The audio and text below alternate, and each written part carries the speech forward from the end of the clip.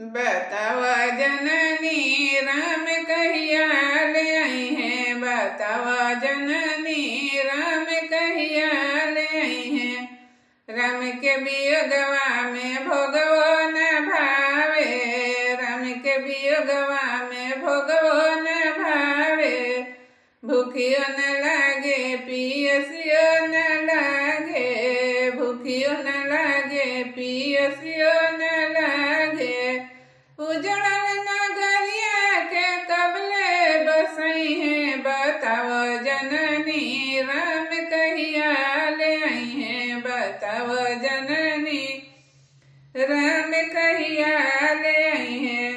पतझड़ बगिया कोयलियो न बोले। भंवरो न डोले और फूलवो न फूले। भंवरो न डोले और फूलवो न फूले। प्यासे नयनवा कबले असुआ बहई है। बताव जननी राम कहिया ले आई है। बताव जननी राम कहिया ले आई है।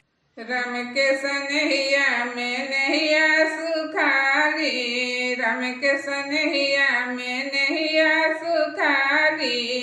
जैसे पपिया तरसे बिना पानी।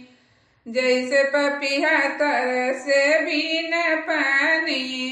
भैया भारत कबले असरा पुरई है। बताव जननी राम कहिया ले आई है। बताव जननी राम कहिया ले आई है।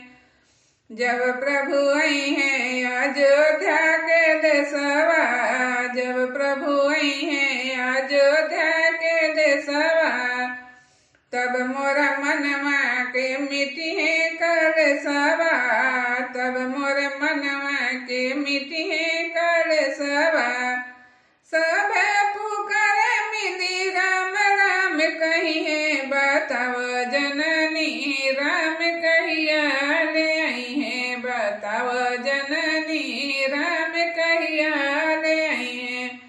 14 बरिसवा के दिन कब हो रही है। बताव जननी